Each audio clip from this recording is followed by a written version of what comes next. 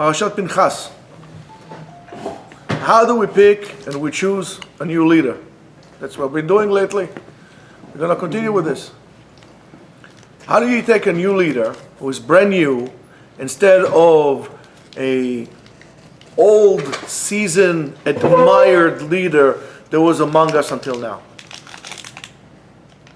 How do you do that? How can you pick a leader that's supposed to, let's say, for example, let's say you have a company, and they have the CEO, the one who envisioned the company, established the company.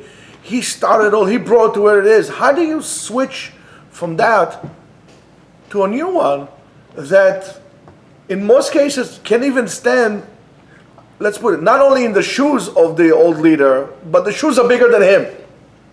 How do you do that? That's exactly what we are dealing with in this parasha. But not only that, let's say for example we already picked up a leader, right? Even though we haven't really defined how to do so, how is the new leader, right? And us, how do we move to the next stage? And the next stage will be passing on the leadership, when we do transaction of power, right? When we take the power, let's say you have one president and he's out, how do they they move around authority from one to another? I mean, in the transition of power in the United States government, sometimes it takes months. How do you do that? Is there a process to do it? In Israel, it's not like this. Israel, they pick you up, you vote it out, goodbye and good luck. One guy out, the other guy starts. Well, maybe that's the way things look, the way they look over there. I mean, how do we transition power? By the way, every time we talk about leadership, I'm talking about all aspects of leadership. In terms of leaders of political power, political world, Torah world, even between parents and children. How do we do that? How is it done appropriately? So, transitioning of power was always very complicated. Sam, can you move? Was very, very complicated, and always had a lot of questions and difficulties. It seems like that when Moshe Rabbeinu and Yeshua did it, they did okay. You probably guys thought that I'm going to talk today about Pinchas, about spearing. This is not a class in martial arts. Today we're going to talk about something else. Right? That's everybody. You expected that, the whole, Pinchas thing with no, that's ain't gonna happen, huh? Kanai, Pogibbo. Kanai, we're not gonna talk about this today. We're gonna talk about something completely different. So, hello, by the way, to all our Instagram fans and over there. So, how do we do this transition of power? How is it done? How it should be done? For example, is the new leader that we're picking is going to be able to gain the trust of the masses to follow him? It's not something that it's done. I mean, it takes time. And if you're running a company, even more so if you're running a country, you don't have this time to futz around. You need to start producing right away. It's a mega thing. To run a country, it doesn't make a difference how big the country is. It's a major thing. You don't have this, what they call 100 days of grace. There ain't no grace, got up right away. How do you do that? Are they going to trust him? Are they going to believe what he's trying to sell them? And of course, there's another fundamental question, a very basic question, even more than that. Is the new leader believes in himself, in his ability to do so, not what he's telling the people. I heard somebody on the radio the other day. He said he wanted to run for Congress one time, and he said he had all the good ideas, and he had all the. He was a talk show host. I forgot his name, And he said, I met with the right people and I told them the right thing. And the bottom line, they asked me only one question. How much money do you have and how are you going to raise money? It was all about money. Not about ideas, not about anything yet. So be very careful, by the way, before you put your vote in. I'm trying to give you tools to actually make a good decision for all of us. But as I said to you before, this talk that we're going to have today, the shiur we're going to have today, is going to be about leadership again, and transitional power, choosing the right leader, and so on and so forth. So how is it being done? What's the right way to do it? So in Parashat Pinchas, we're starting like with greater emphasis. Thank you. With greater emphasis, the process of entering the land, entering Eretz Israel. And as a beginning from that, there's a changing of leaders. Slowly. We have Moshe, and it goes to Yehoshua, and HaKadosh Baruch Hu commends Moshe how to do this transferring of power, and he tells him that he's going to put his hand, actually one hand, on the head of Yehoshua, and by doing so, bestowing upon him some of, again, there's a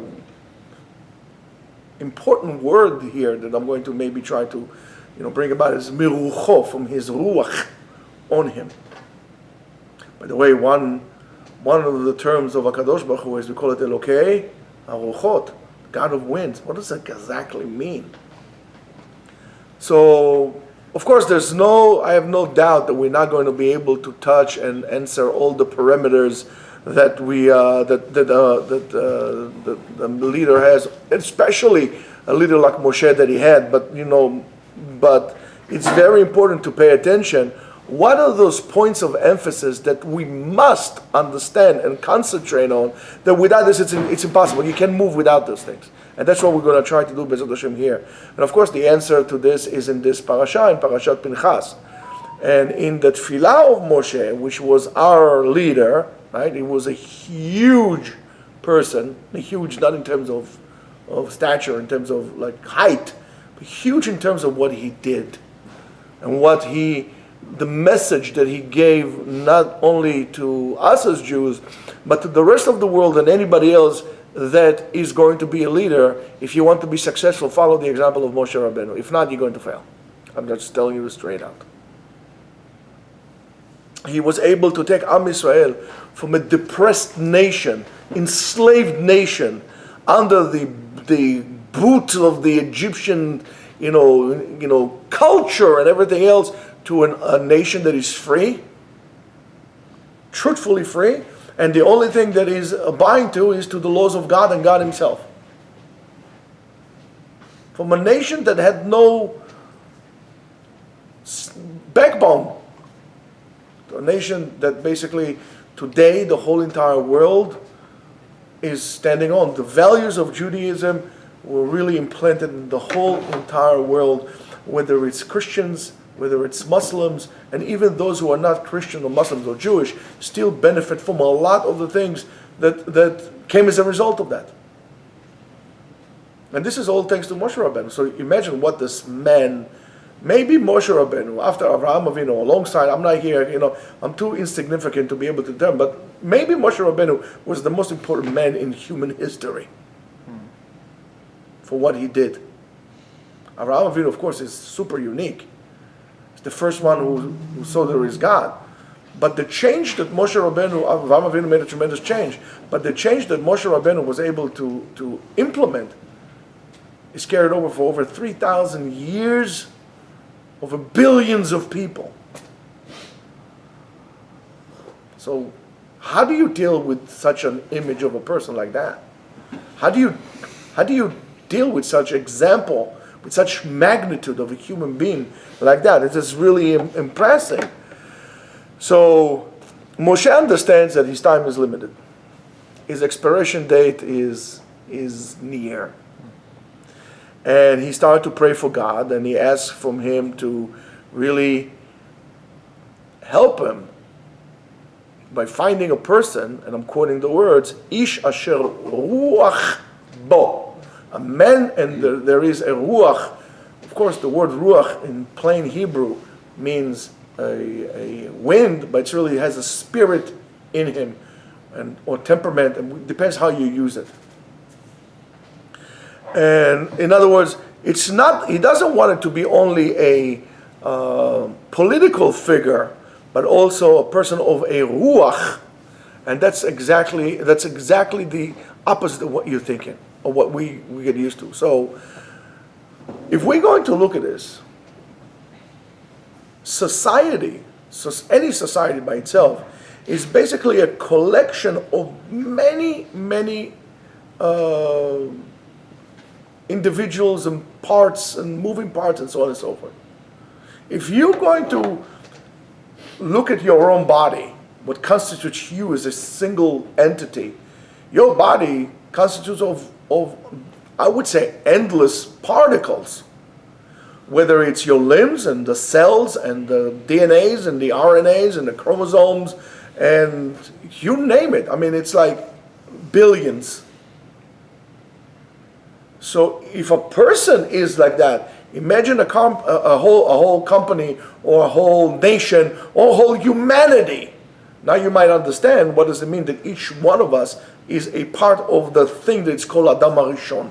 Adam HaRishon, from my insignificant opinion, is the analogy of taking humanity and bringing it together in harmony like a functioning being under the auspices of God.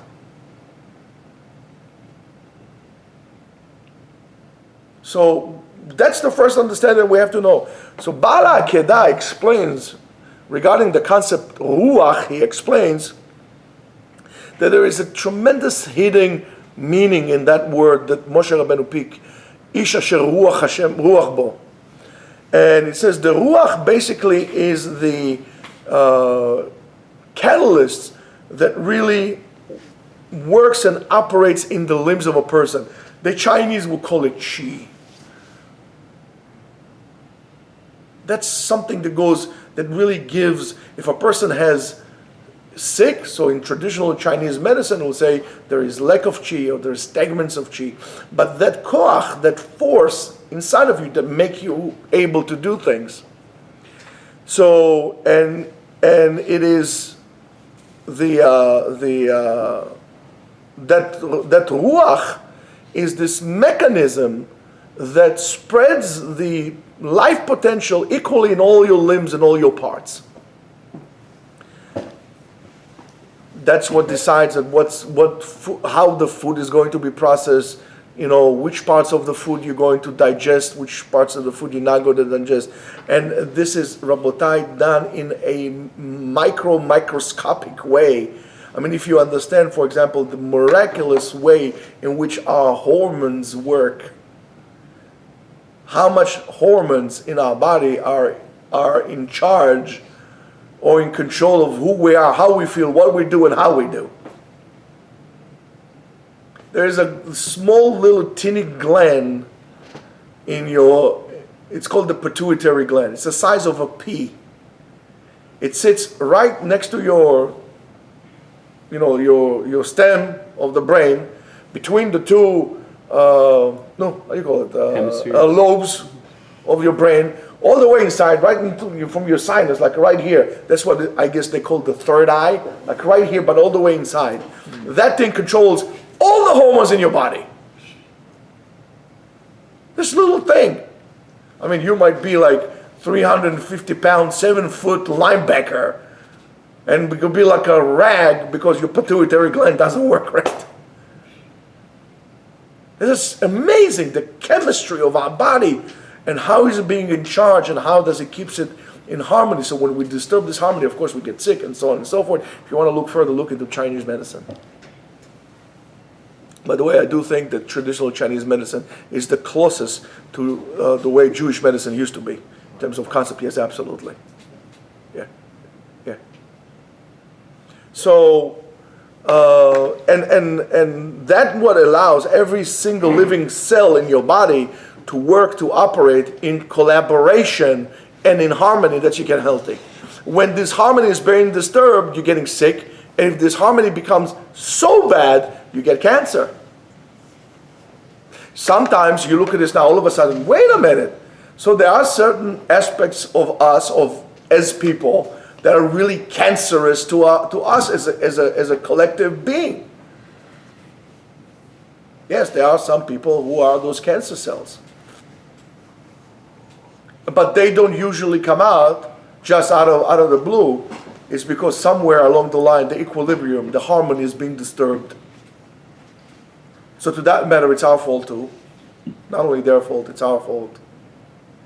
That's why it's a tremendous mitzvah in the Torah. Unishmartem lenafshotechem. You have to be very careful how you take care of yourself.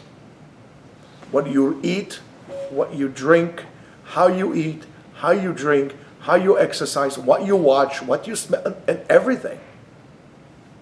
It's an equilibrium. Everything is in equilibrium. So, and this is how, for example, you take billions of cells to one organism that's called you, is really able to operate as one action to something that is lofty and something that is tremendous. And because everything is worked there together, so is society. Society is a collection of individual particles that each one of them can only take care, or can take over only on himself. And if he will take care of himself, it's going to be on account of somebody else. And that's going to be a very, if you only take care of yourself, you don't take care of somebody else, you only see your way, you don't see the cloud, the overall, it's going to be a very destructive way. In other words, you're operating in a disharmony with the rest of you. So it's very important to us as members of society to make sure to reestablish harmony among us, not to create further distortion. I'm going to give you an analogy. Again, I don't know why I'm going on a limb of Chinese medicine, but Western medicine, which is fantastic, has a totally different approach to Eastern medicine. Western medicine is, until you're sick, you're healthy. And then when you're sick, we're going to take care of you. So many times they give you medicine, and that medicine creates another. For example, take antibiotics. Right? You take antibiotics, you have some kind of a bacteria in you, you have strep throat, you take antibiotics. What's the first thing an antibiotic does to you? Your stomach hurts. Gives you diarrhea, gives you stomach ache. Okay, so for that I'm going to take Imodium. Imodium is going to do this to me. I have to take probiotic. And then, it's the whole thing. Oriental medicine is all the time, they go on regular basis to their doctors to always check the pulses. They have a different way of analyzing to keep maintaining the balance. And if the balance is being disturbed, is to immediately bring it back to a state of balance, and from that, this is how you get healthy.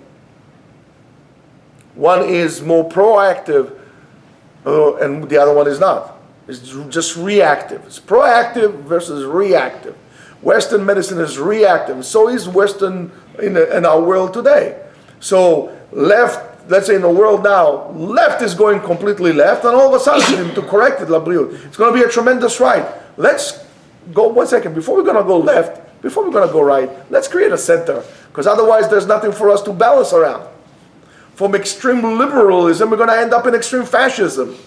So let's just drop those the sides, and let's go to the center. By the way, if you don't understand what I'm saying, go to California, go to New York, and then you see how Central America, the center of the United States is completely different.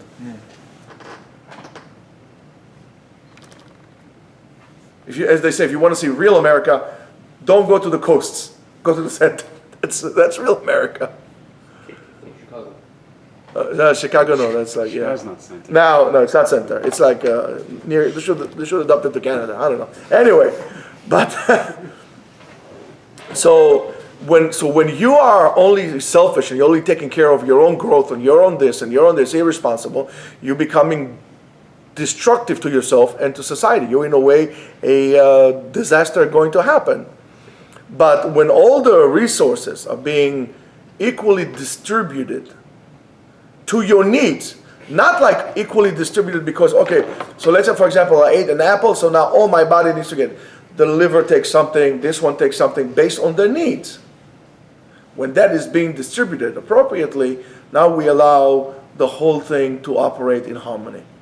We need to regulate where we're sending. Sometimes you need to send more to this, and sometimes you need more to send more to the other one. We need to regulate the distribution of wealth, so each one gets what he needs, not what he wants, what he needs. And when doing so, you get what you need, you're able to really operate now for the well-being of society. And that goes in any well-functioning operation. Like, for example, if it's a let's say take an army, right? So there's certain branches of the military that need tremendous amount of resources because of the importance. For example, you have Air Force or Navy and so on and so forth. But imagine how much, you have no idea how much does it take to train a pilot. Now it doesn't make a difference if it's a Marine pilot, Air Force pilot, it takes tremendous amount of money. Imagine I would spend so much money in training cooks in the army. It's going to be crazy. With the pilots are not going to be able to fly. The food is going to be great, but we're going to lose every war before we started it. As much as, for example, your own body, right? If there is an extreme situation, whether it's lack of oxygen or you're getting cold, right away the body stops sending its energy to the extremities of the body, keeps the core more regulated. If we're going to be equal distribution and you're going to be in extreme situation, you're going to die. According to the needs, according to importance. There's no such thing as we all need it, but we're not all equal. Some of us are the head, and some of us are the toes. You could live without a toe, you can't live without a brain. Don't tell me we're all equal. We are all equal in our obligation, though, to do the best for society.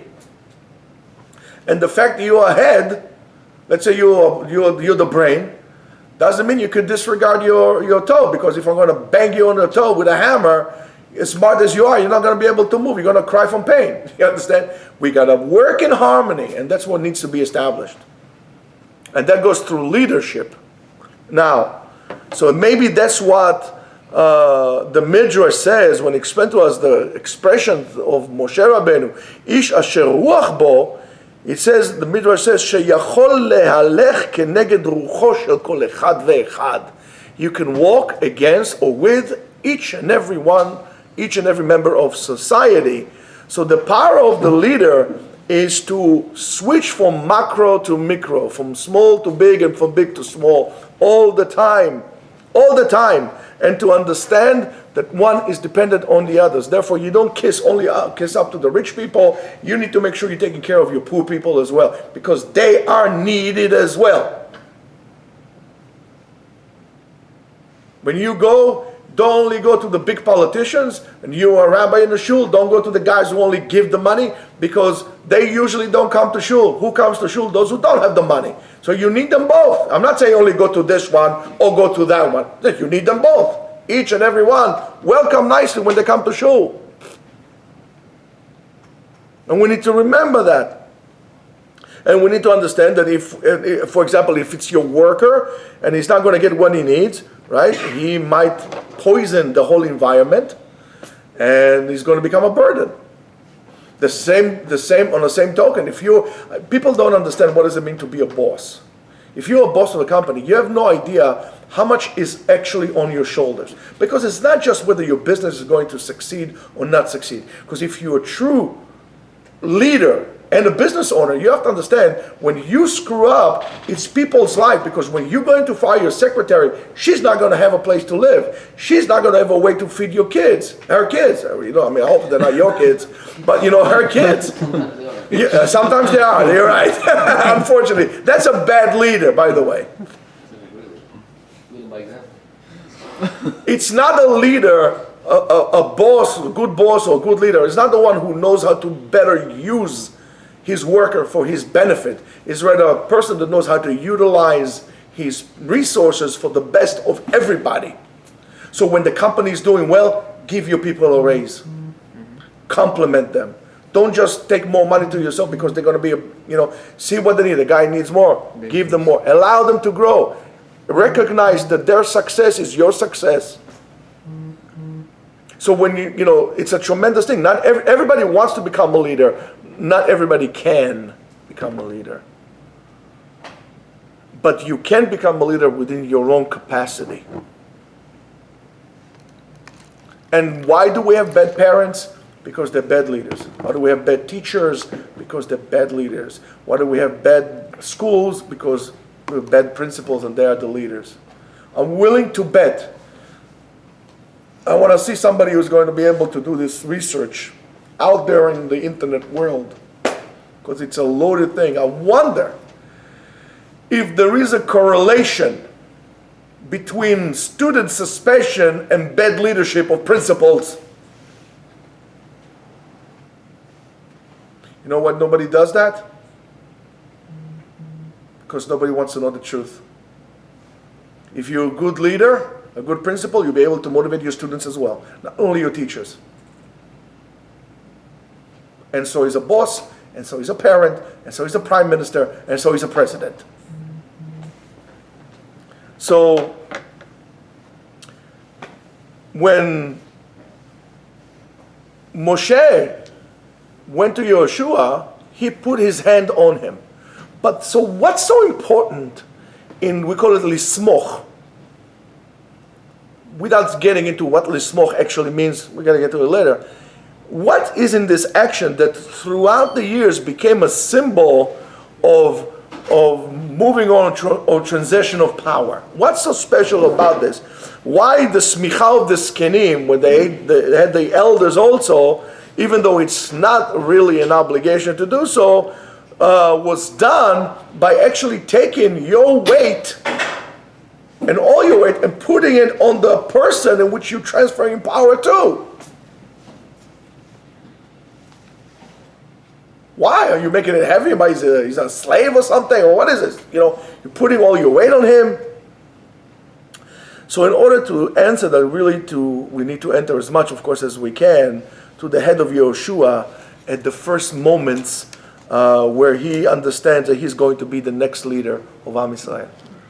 Now, I don't know about you. I don't know if you ever thought about it. That's a scary moment. Imagine Yeshua saying, "Oh my goodness, I would have to deal with those people.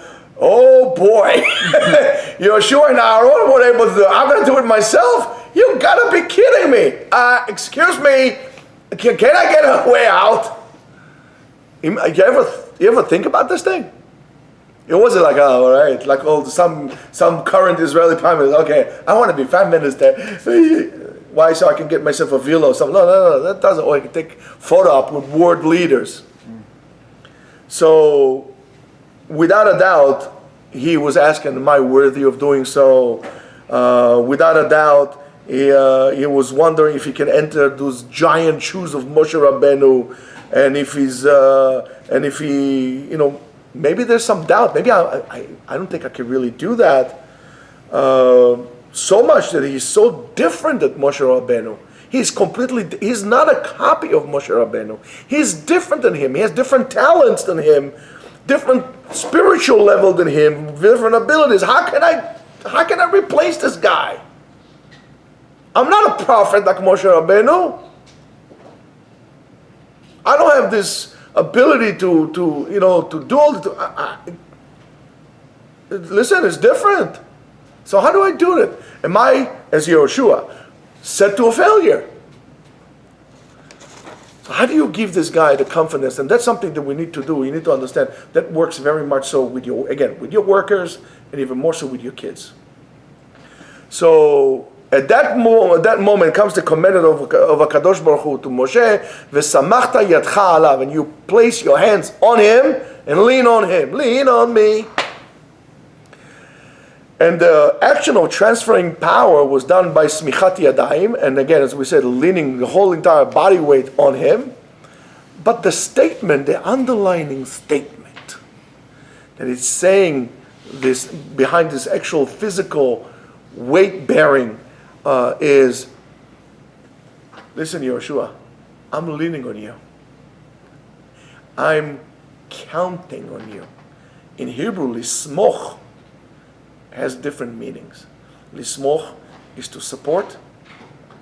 Ani somech otcha, so I'm supporting you. In Hebrew, lismoch is to count on. I trust you.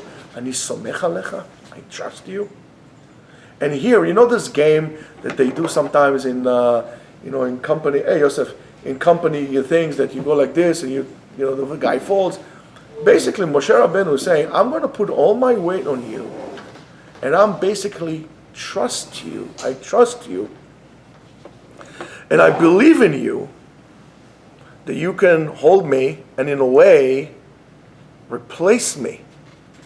So therefore, the purpose of smicha, putting your weight on the person, is to cause the person that you are leaning onto, the new leader, to really first of all believe in himself, believe in his ability to take leadership to his hands and to execute the job in the best possible way.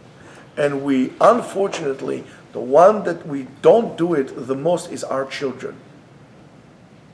We don't let the children their chance to gain responsibility and to prove, not to us, to them, that they are capable. When mommy comes to you and says, don't worry, I'll do the laundry for you. You're 25 and your mother still washes your clothes, and that's too late. Billy Joel sings like this, right? Something of that sort. Piano Man. Even Billy Joel, which is a Jew, of course, from Hicksville, knew that.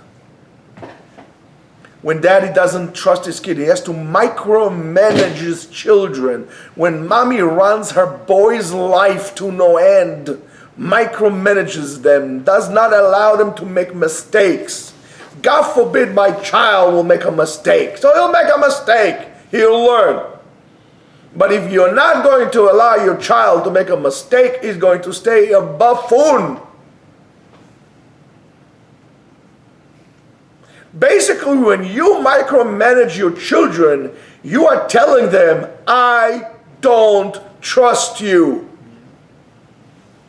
I hate it when I go to a child and the child tells me, yes, I would like to do so, but my parents won't let. And I'm not talking about smoking dope or something like that. I'm talking about doing something like, for example, go to sleepaway camp or go to sleepaway yeshiva.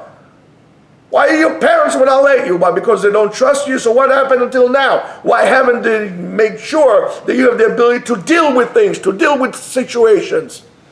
Why daddy has to micromanage you to no end? Why? Because he doesn't trust you. You trust people, believe me, people rise to the occasion. Get them freedom to work, to operate. Tell them, I trust you, and they won't fail. And if they fail, he says, okay, let's try again. It's about time that you're going to remove the supporting wheels from the bicycle. And stop holding your kid. Let him run. Let him fall. It's okay. The kid get dirty. It's good for the immune system. And by the way, don't forget to take away the telephone from your child.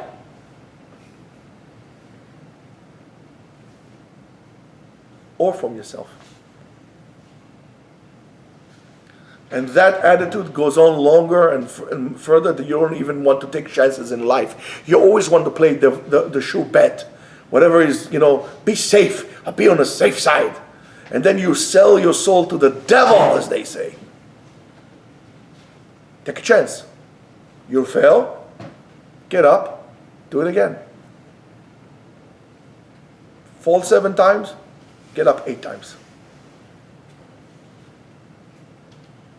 And that's what Moshe Rabbeinu. So Moshe Rabbeinu understood that. HaKadosh Baruch Hu told him, put 1 hand. Moshe Rabbeinu put 2. He put both hands on him. He said to him, Yeshua, I trust you 100%. So when a rabbi gives smicha to his student, is basically saying, I trust you that you're going to give the proper psak. I trust you that you're going to behave kaben Torah from this point on, appropriate to your title.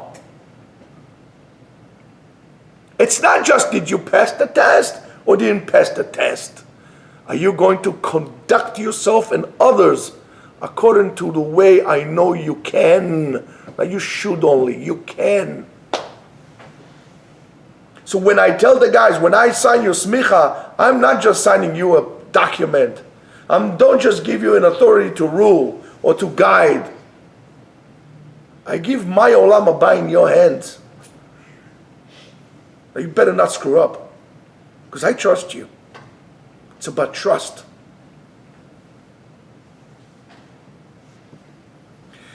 In our days, the new leaders always think that they can do a better job than the others.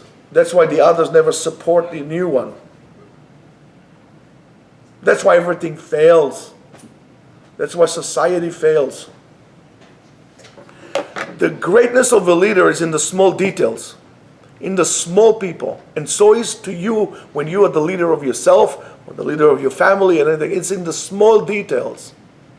Even a huge company or a huge nation is dependent on the individuals as they operate within the klal. It's one person and another person and another person and so on and so forth. So as leaders, we really need to look and examine each and every one of us to make sure that they're okay. Did they get the resources, the appropriate resources they have to do the job? Are they suffering from something? Do they have a fatigue? Are they suffering from burnout? And unfortunately, one of the reasons the education system sucks because they don't get the appropriate resources. Because they have losers at the top of the schools and the top of the board of ed. They see it in opportunities to get money to themselves, so jump board to different positions. Teachers go through a tremendous burnout. And the older the teacher, the older the burnout. The younger the teacher, the less of a burnout because he still has good expectations. You haven't seen it. And then these teachers fail. We don't give them what they need. And then the education looks the way it looks. Go look at Finland. To have schools that don't have like a smart board or whatever you call this thing today, it's crazy. Give the teacher the support. But it's not only resources, also give them the support. Trust them that they are capable of doing the job. If you know that they can do the job, so don't hire them. That's why Judaism is not a religion that goes to missionary people to bring them into the faith, to go like this, and so on and so forth. It's a choice. It's a choice that you make to come and to take a burden, to carry the torch, to bring it to the world, to a better place. It's not about just having another person and having another person. And that's our job. We need to understand that. You need to look at your kids. Do I give my kids the right resources? They have what they need. I'm not talking about buying them a new phone or buying them a new Snickers and stuff. That's not this. The tools in terms of support, the moral support first of all. Tell them you love them. Tell them you trust them. Tell them what you expect and help them get there. They're not born with the owner's manuals in their hands. You need to guide them. And that's what Moshe Rabbeinu is telling Yeshua. I trust you. HaKadosh Baruch Hu told me one hand, I'm putting two hands. I trust you blindly, completely. And that is the greatness of Moshe Rabbeinu and his humbleness that he was willing to go that far to do so, really believing in the complete ability and telling Yeshua, not only that I know that you have the abilities, I'm going to tell you that I believe that you have the abilities. When you have so, you're able to motivate the people to come up and bring about the best in them. People are not going to be your copy. But your job is not to make carbon copies of yourself. Your job is to make the people the best that they could become. Moshe Rabbeinu was like this. And look, Yeshua did a fantastic job. Yeshua did a fantastic job. He brought Am Yisrael to such a high level. Entering the land. Very difficult time. It was a transition time. And Dafka, specifically in times of crisis like we are experiencing now, times of transitions like we're experiencing now, right? We need people that we're going to be able to carry the stretcher. Somebody is going to say, okay, I know, when you're in the army with a stretcher, we need somebody to say, okay, I'm going to take it. You don't have to ask for somebody. You need people who are going to volunteer to do it. And the Jewish people right now is going through a tremendous time of crisis, whether you want to acknowledge it or not. And we need people who are going to be able to step up to the plate and going to do so. You saw this in America, which is a wonderful place, by the way, during right after the Twin Tower collapsed. People left whatever they wanted and they joined the military because they felt and said, I need to carry the stretcher. If we're not going to stop it, there's going to be more of that. And that's the spirit that we should all have. Don't wait till somebody says, guys, anybody volunteer to do so? And that goes with clearing the table, putting books away, let's say fixing your own bed, fixing somebody else's bed, taking the initiative to do what you need to do. And then we'll come to this also when you are in Shabbat. Erev Shabbat, hectic time, crazy time, transitioning. Again, transitioning. Judaism tells you all the time, Halakha tells us, be careful from those period of switching, ben hashmashot, between the, and so on. Be very careful. So Shabbat, the transition between Chol to Kodesh. We need to really, everybody needs to roll the sleeves until the point that the halakha tells us, even if you're a wealthy man that have servants and maids, you need to roll yourself and do something for Shabbat. You need to chip in. Don't expect somebody else to do the job if you are not willing to do it. Especially so as a boss, as a parent, as a leader of a community. You need to give the example. People looking up to you. People look up to you. You need to give them the example. Tell them that they're capable and show them by example. That's basically what we need to do. Now, that's what we call Ruach Chaim Chaya, a live spirit.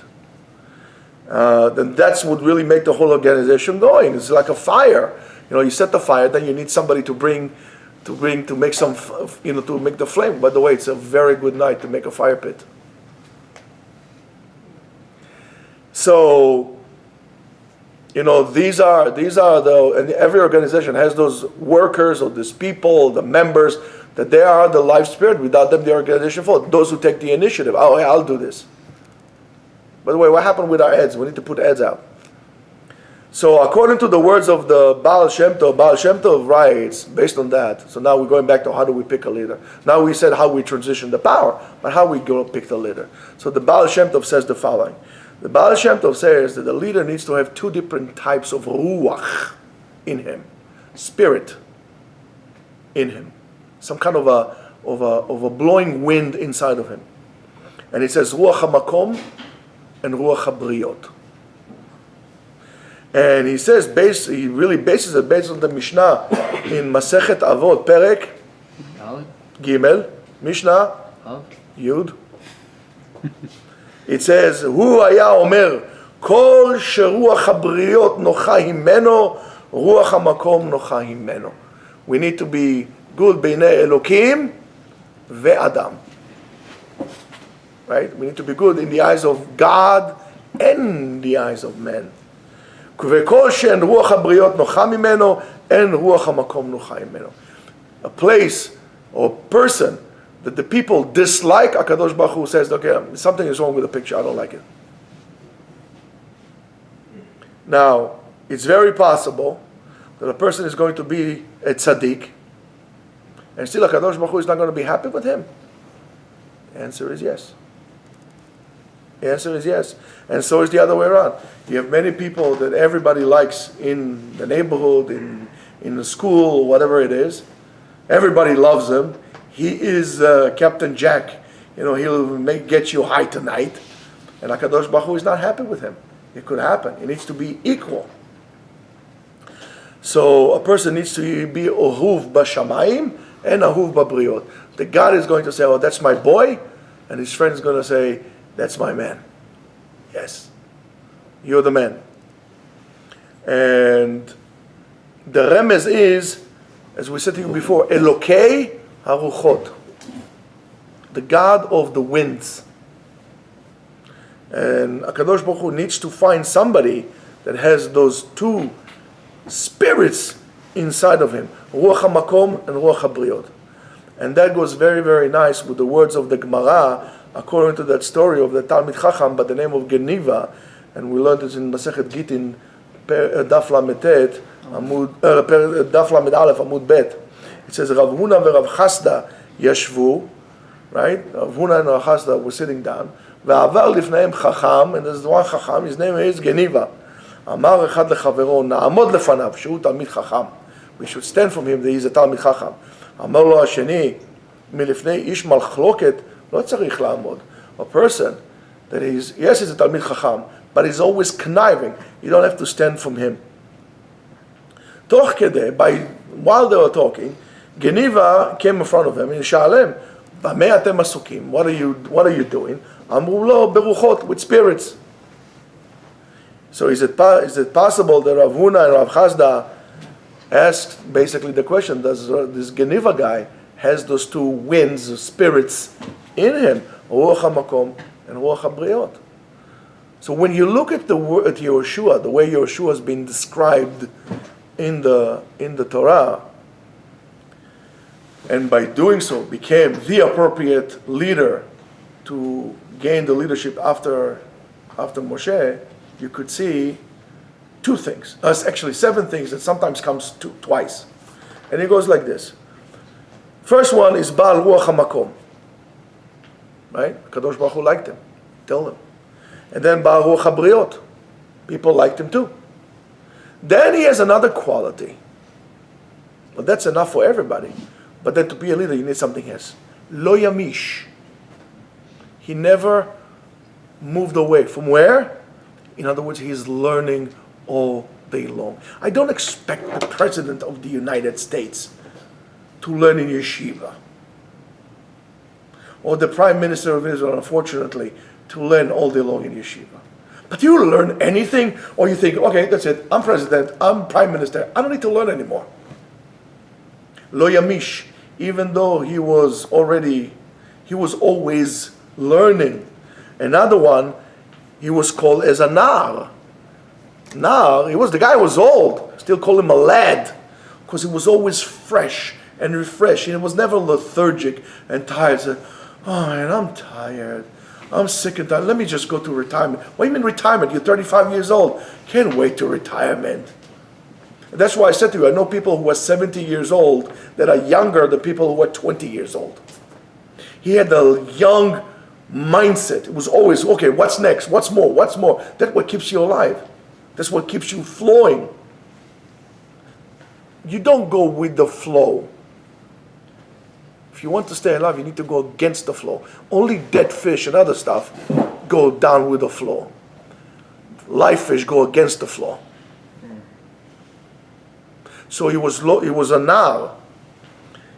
And then again, with lo yamish, he was Baal Hatmada. He was determined. He would not finish something, he would not leave something unfinished. He would start something, he would finish it. He was determined. And then it was a nar, it was humble. And humble is a very difficult thing to achieve. Then there was another thing, it was Yotze Lifnehem. In other words, he had the ability to lead the people to higher and better places. Thank God that elections are being done every 4 years. If you have a leader that doesn't fall or does not possess those qualities, that did not bring the country to a better place, do everybody a favor. Don't vote for them again. It doesn't make a difference if it's a prime minister, a president, Congress member, senator, Knesset member, rabbi, whatever it is. Your job as a leader is to believe in the people's ability to become better, and you are the vehicle in which they're going to come to those places. You are there to serve the people, not the people to serve you. You do that, you become a good leader. You're not going to be a fake, or at least a loser. Shabbat shalom.